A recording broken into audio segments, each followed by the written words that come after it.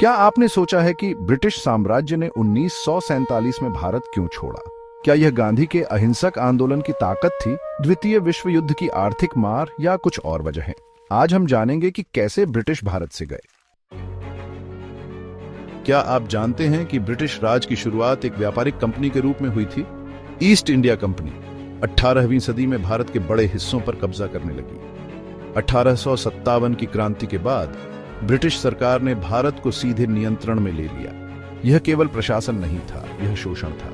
19वीं सदी के अंत तक भारतीयों में विरोध की भावना तेज होने लगी। दादा भाई नौरोजी ने ब्रिटिश साम्राज्य द्वारा भारत की संपत्ति के निकासी का खुलासा किया। 20वीं सदी आते आते भारतीय राष्ट्रीय कांग्रेस ने स्वशासन का सपना देखना शुरू कर दिया। फिर आए गांधी और सुभाष चंद्र बोस, जिन्होंने स्वतंत्रता के लिए अलग अलग रास्ते चुने। गांधी का अहिंसा का आंदोलन विश्व भर में सराहा गया, वहीं सुभाष चंद्र बोस की सैन्य रणनीति ने ब्रिटिशों को हिलाकर रख दिया। लेकिन यह कहानी यहीं खत्म नहीं होती। क्या आप जानते हैं कि द्वितीय विश्व युद्ध ब्रिटिश राज के पतन का निर्णायक कारण बना? 25 लाख से अधिक भारतीय सैनिकों ने मित्र राष्ट्रों के लिए युद्ध लड़ा और भारत से संसाधन ब्रिटेन के युद्ध प्रयासों में झोंक दिए गए। लेकिन इस युद्ध ने ब्रिटेन को आर्थिक रूप से कमजोर कर दिया। भारत को इसकी भारी कीमत चुकानी पड़ी। 1943 का बंगाल अकाल, जिसे ब्रिटिश नीतियों ने और बदतर बनाया, 30 लाख से अधिक लोगों की जान ले गया। गांधी के भारत छोड़ो आंदोलन ने 1942 में ब्रिटिश राज के खिलाफ जनता की आवाज को बुलंद कर दिया। द्वितीय विश्व युद्ध के बाद ब्रिटेन को अमेरिका जैसे सहयोगियों का भी दबाव झेलना पड़ा, जो आत्मनिर्णय का समर्थन करते थे। ब्रिटेन के लिए अब भारत पर राज करना असंभव होता जा रहा था। लेकिन क्या आपने सोचा है कि क्या ब्रिटिश भारत से इसलिए गए क्योंकि भारतीय आंदोलन तेज था, या क्योंकि वे बढ़ते धार्मिक विभाजन को संभाल नहीं सकते थे? मोहम्मद अली जिन्ना के नेतृत्व में मुस्लिम लीग ने अलग मुस्लिम राज्य की मांग शुरू कर दी थी। जिन्ना का कहना था कि हिंदू और मुस्लिम दो अलग राष्ट्र हैं। फूट डालो और राज करो की नीति के विशेषज्ञ ब्रिटिशों ने इस स्थिति को अपने फायदे के लिए इस्तेमाल किया। विभाजन ने 1,40,00,000 से अधिक लोगों को विस्थापित किया और लाखों लोगों की जान ले ली।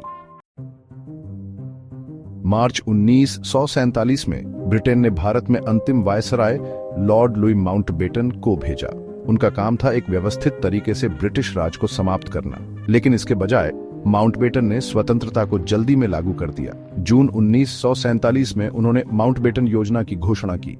15 अगस्त 1947 को स्वतंत्रता का दिन तय कर दिया। ब्रिटिशों की इस हड़बड़ी ने भारत और पाकिस्तान को खून खराबे में छोड़ दिया। 15 अगस्त 1947 को भारत ने अपनी आजादी पाई और पाकिस्तान का निर्माण हुआ। लेकिन इस स्वतंत्रता की कीमत बहुत भारी थी। विभाजन ने राजनीतिक, सामाजिक और भावनात्मक घाव छोड़े, जो आज भी महसूस किए जाते हैं। फिर भी भारत ने लोकतंत्र की ओर एक नई यात्रा शुरू की और पाकिस्तान ने अपनी पहचान बनाई। ब्रिटिशों का जाना एक अंत नहीं, बल्कि दक्षिण एशिया के लिए एक नए युग की शुरुआत थी। तो आखिर ब्रिटिश भारत से क्यों गए? इसका उत्तर है आंतरिक विरोध, अंतरराष्ट्रीय दबाव और ब्रिटेन की कमजोर होती शक्ति का एक मिश्रण। ये सिर्फ उदारता का कदम नहीं था, बल्कि एक सोची समझी वापसी थी। स्वतंत्रता की इस कीमत ने हमें सिखाया कि मानव भावना की दृढ़ता और आजादी का मूल्य क्या होता है। आपका इस ऐतिहासिक पल पर क्या विचार है? हमें कमेंट्स में बताएं। अगर आपको यह अनसुनी कहानी पसंद आई तो इसे लाइक करें, इतिहास प्रेमियों के साथ शेयर करें और हमारे चैनल को सब्सक्राइब करें। अगली बार तक जिज्ञासु बने रहे।